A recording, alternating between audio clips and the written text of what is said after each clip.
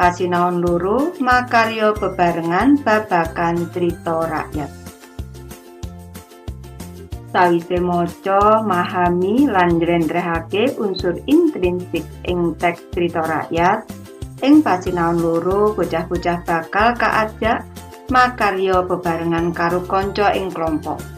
Bocah-bocah kaajak kanthi guyub rukun bisa njlentrehake pesan moral sing ana sajroné teks crita rakyat. Sabanjure bocah-bocah uga kaajab bisa nulis gagasan utama saben paragraf sing ana ing crita rakyat. Bagian kasiji njlentrehake pesan moral teks crita rakyat.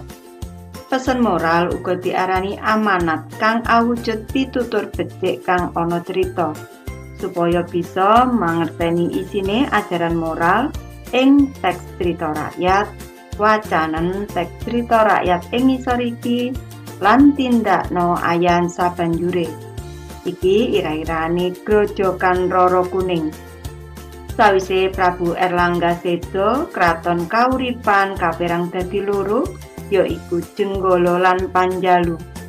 Kanggo ndadekake kraton loro dadi siji maneh, Raja Jenggala sarujuk besanan karo Raja Panjalu. Raja Jenggala kagungan putra kakung asmane Raden Inu Kertapati. Dene Raja Panjalu saka garwa Prameswari kagungan putri asmane Dewi Sekartaji lan saka garwa Selir kagungan putri asmane Galuh Ajeng. Amarga Dewi Sekartaji luwih ayu lan apik budi pakertine, yen katanding karo Galuh Ajeng, mula Raden Inu Kertapati milih Dewi Sekartaji minangka jodhone. Galuh Ajeng sing serik atine banjur golek dalan kanggo nyingkirake Dewi Sekartaji. Saka dukun tenung, Galuh Ajeng oleh endhog sing wis dijampi-jampi kanggo disisipake ing dhaharane Dewi Sekartaji. Sawise Dewi Sekartaji dhahar endhog mau, sakujur awake Dewi Sekartaji krasa gatel, padha mlepuh lan ngetokake gondokane. Sadar yen larane ora biasa, Dewi Sekartaji banjur sowan bibine yaiku Dewi Kilisuci pertapan Guwa Selomangleng. Laramu iki ora lara sembarangan, nanging kowe aja was sumelang. Yen kowe bisa sabar, gelem ngupaya golek tombo lan pasrah marang Gusti Kang Maha Kawasa, kowe malah bakal oleh kanugrahan. Ngendikane Dewi Kilisuci mantep. Aja kesuwen, saiki enggal mlaku ngalor temokno grojogan mrambat ing Anjuk Ladang sing saiki arane Nganjuk. Mesanggrau ana kono saben esuk lan sore adusa nganggo banyune sing bening. Aja pisan-pisan gawe karusakan ing kono, awit banyune sing suci bisa dadi tambane laramu lan alame sing asri bisa ngademake ati sing panas. Ngendikane Dewi Kilisuci sabanjure. Nindakake dawuh Dewi Kilisuci ing grojogan mrambat, Dewi Sekartaji ngedekake pesanggrahan supaya ora konangan yen panjenengane iku putra raja. Dewi Sekartaji ganti asma yaiku Rara Kuning. Panjenengane tansah njaga grojogan supaya tetep resik lan asri. Saben dina panjenengane siram lan ngunjuk banyu grojogan. Ora nganti suwe, kira-kira 7 dina lawase, penyakite Rara Kuning wis ilang. Rara Kuning balik dadi ayu maneh, ayu rupane uga ayu atine. Suwe-suwe grojogan mrambat dadi rame, akeh pawongan sing padha golek tombo ing kono. Rara Kuning kanthi sukarena tansah paring tetulung marang sapadha-padha kanthi menehi daharan lan suguhan marang sakabeh pawongan sing mertombo. Kacarita ing Jenggala, Raden Inu Kertapati pirsa yen Dewi Sekartaji calon garwane ilang, panjenengane sedih banget. Saka prajurit andhahane panjenengane oleh lapuran yen ing grojogan Rambat ana wong wadon ayu sing seneng tetulung jenenge Rara Kuning. Raden Inu Kertapati yakin yen Rara Kuning iku sejatine Dewi Sekartaji. Raden Inu Kertapati banjur kadherekake para prajurit mapak Dewi Sekartaji. Sawise ketemu, Dewi Sekartaji kaboyong didadekake garwa ing kraton. Sadurunge kondur ing kraton, Raden Inu Kertapati dawuh, "Besok yen ana rejane jaman, papan iki diarani Grojogan Rara Kuning." Ibu terusake mbahas materi kawruh sapala.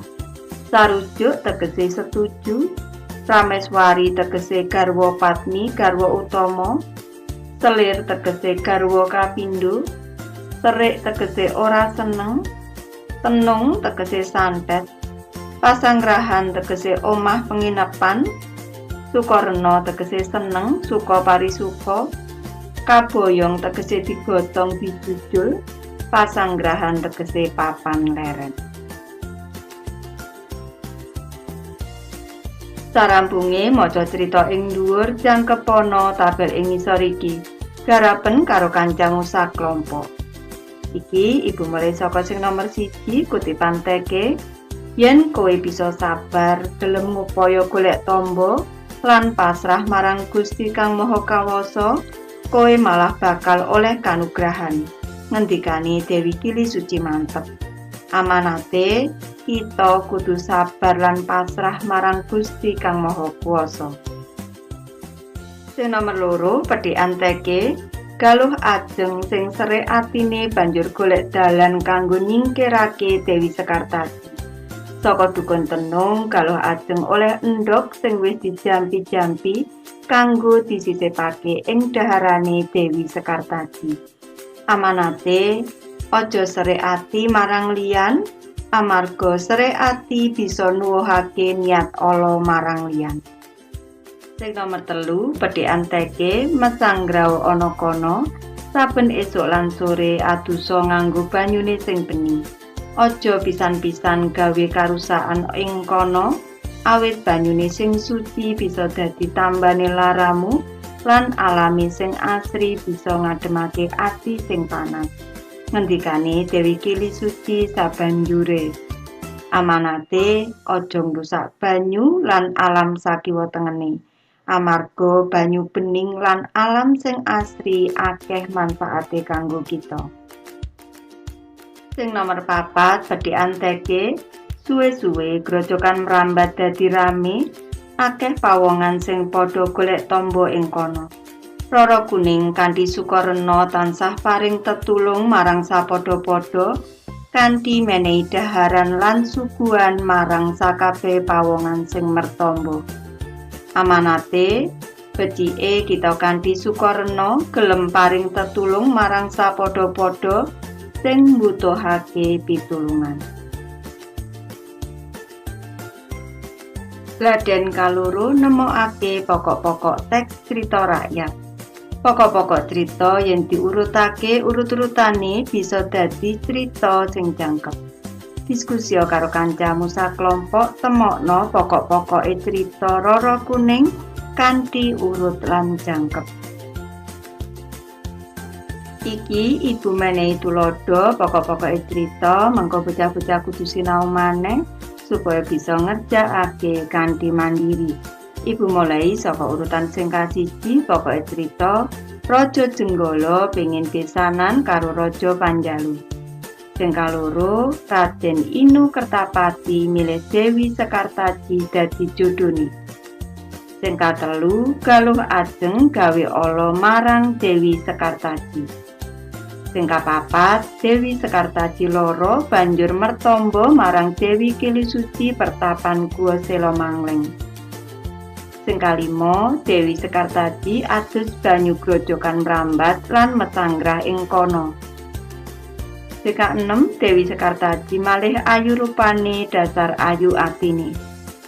Urutan sing kapitu, Rara Kuning utawa Dewi Sekartaji paring tetulung marang sapadha-padha. Lan urutan sing kawolu, pokoke crita Panji asmara bangun mapak Dewi Sekartaji menyang grojogan mrambat. Iku wis cukup anggone bahas materi iki, muga-muga iki bisa mbiyantu anggone bocah-bocah padha sinau basa Jawa. Matur nuwun.